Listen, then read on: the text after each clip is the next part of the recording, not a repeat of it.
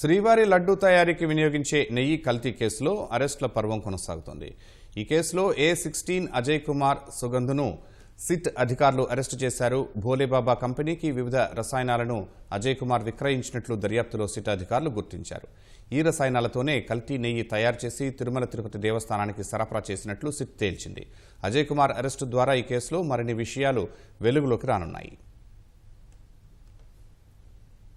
దేశవ్యాప్తంగా సంచలనం రేపిన తిరుమల శ్రీవారి లడ్డూ తయారీకి వినియోగించిన నెయ్యి కల్తీ గుట్టు తేల్చేందుకు సిబిఐ నేతృత్వంలోని సిట్ ఈ కేసులో 16వ నిందితుడు అజయ్ కుమార్ సుగంధ్ను అరెస్టు చేసింది.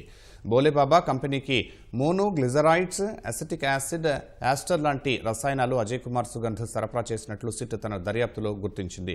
లడ్డూలు తయారు చేసే నెయ్యిలో 90% పైగా పామాయిల్ వినియోగించినట్లు గుర్తించిన సిట్ కల్తీకి పాల్పడిన వారిని అరెస్టు చేస్తోంది. పామాయిల్ తయారీకి మోనోగ్లిజరైడ్స్, అసిటిక్ యాసిడ్, యాస్టర్ లాంటి కెమికల్స్ అజయ్ వాడినట్లు సిట్ తన విచారణలో తేల్చింది. 7 ఏళ్లుగా భోలేబాబాకు పామాయిల్ తయారీకి అజయ్ కెమికల్స్ సరఫరా చేస్తున్నట్లు సిట్ గుర్తించింది. కల్తీ నెయ్యి కేసులో అరెస్టైన అజయ్ కుమార్ రిమాండ్ రిపోర్టులో సంచలన విషయాలు వెలుగులోకి వచ్చాయి. భోలేబాబా కంపెనీకి కోట్ల రూపాయల విలువైన రసాయనాలు సరఫరా చేసి అజయ్ భారీగా ఆదాయం పొందినట్లు సిట్ గుర్తించింది. 2020 నుంచి 2024 వరకు భోలేబాబాకు అజయ్ సరఫరా చేసిన వివిధ రకాల రసాయనాలతో నెయ్యి తయారు చేసినట్లు సిట్ రిమాండ్ రిపోర్టులో వెల్లడించింది. అజయ్ కుమార్ నుంచి కొనుగోలు చేసిన రసాయనాల ద్వారా ఉత్పత్తి చేసిన నెయ్యిని భోలేబాబా డైరీ తిరుమలకు సరఫరా చేసినట్లు సిట్ రిమాండ్ రిపోర్టులో తెలిపింది.